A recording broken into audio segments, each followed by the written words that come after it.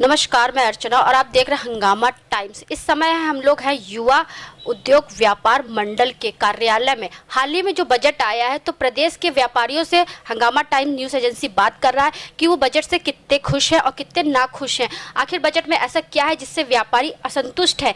आज हमारे बीच में हैं युवा उद्योग व्यापार मंडल के प्रदेश महामंत्री रितेश गुप्ता जी। तो उनसे पूछेंगे जो बजट जो आया है हमारा, तो उस पर क्या कहेंगे। आपका बहुत स्वागत है हमारे चैनल में।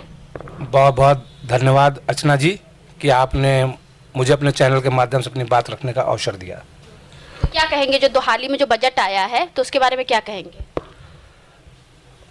बजट पूर्ण रूप से ये व्यापारियों के लिए असंतुष्ट का बजट है।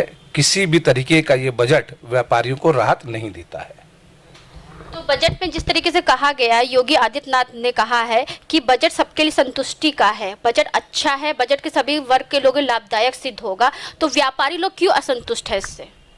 बहुत सीधा सा कारण है कि पहले जीएसटी, नोटबंदी और उसके बाद लॉकडाउन।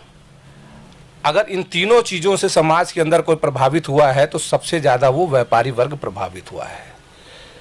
कोई भी देश की सरकार या राज्य की सरकार या उसकी तनख्वाह की व्यवस्था या उसके अपने जो खर्चे होते हैं वो राजस्व के रूप में जब पैसा सरकारों के पास आता है तब लोगों की तनख्वाहें मिलती हैं, देश का कार्य चलता है, विकास होता है।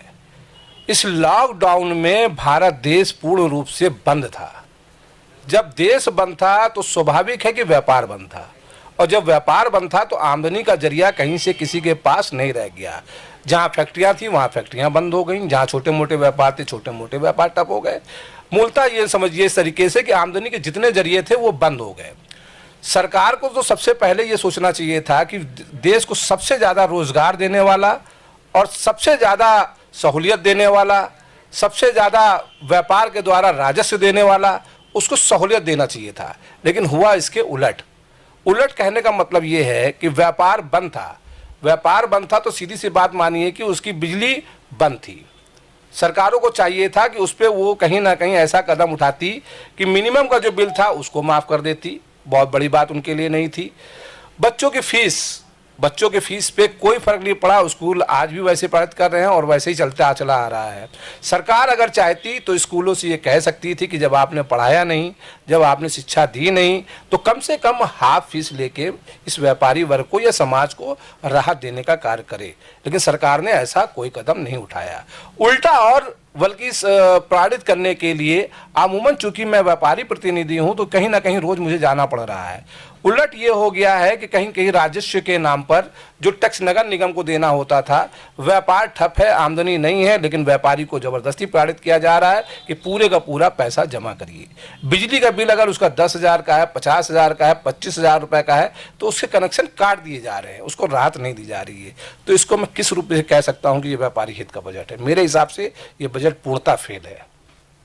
जैसे कि एक सवाल और भी उन्होंने कहा था अपने बजट में जब उन्होंने पेश किया था, महिलाओं के लिए उन्हें बहुत सारी सुविधाएं लेकर के आए हैं, अन्य गरीब लोगों के लिए सुविधा लेकर के आए हैं, व्यापारियों के लिए भी उन्होंने कहा सुविधा लेकर के आए हैं। लेकिन इसके बावजूद भी जिस तरीके से गैस सिलेंडर का आपका रेट बढ़ा है, पेट्रोल का रेट बढ़ा है, डीजल का रेट बढ़ा है, तो इससे कितना व्यापार पर असर पड़ेगा। कहीं ना कहीं व्यापारी भी तो इससे क्षतिग्रस्त है।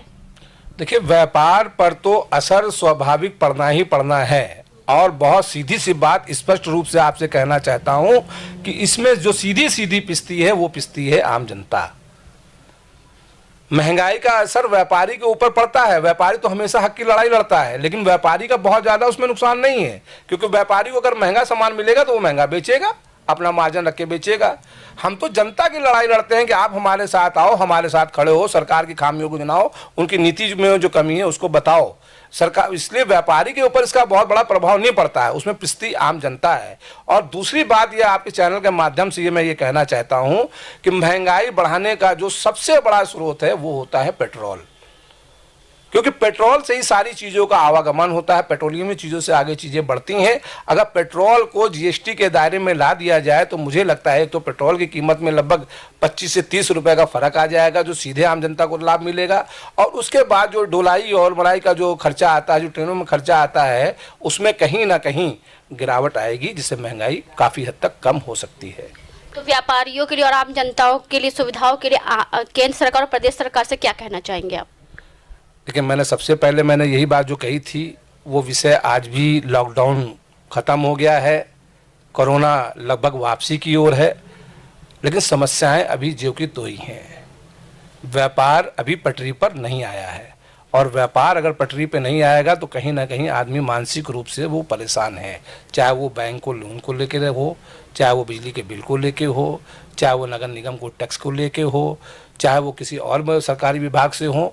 अभी व्यापार पटरियों पे नहीं है। तो सरकार को सबसे पहला तो ये कदम उठाना चाहिए कि जितने भी सरकारी विभाग व्यापारी से डायरेक्ट संबंध रखते हैं उन विभागों को ये कहा जाए कि अपने अपने स्तर से वो व्यापारियों को सहूलियत देने का कार्यक्रम बनाएं, ना कि उनको उत्पीड़न करके राजस्व के रूप में ज़बरदस्ती पैसा वसूलें। क्योंकि जब भारतीय जनता पार्टी सत्ता पे नहीं थी, विपक्ष में थी, तो उन्होंने सबसे बड़ा मुद्दा बनाया था राहत का और गरीबी हटाओ का और महंगाई कम करने का उन्होंने वादा किया था। तो जब केंद्र सरकार में भी भाजपा है, राज्य सरकार में भाजपा है, तो वो अपने ये नियम कानून और ये वादे पूरे क्यों नहीं कर रही है? मैं तो सीधे कहना चाहूँगा कि इस मामले में सरकार ने जनता को छला है। छला इसलिए है, या तो वो ये महंगाई को विषय कह के इस सरकार में ना आती। सरकार का स्पष्ट एक स्लोगन चलता था, महंगाई डायन खात जात है।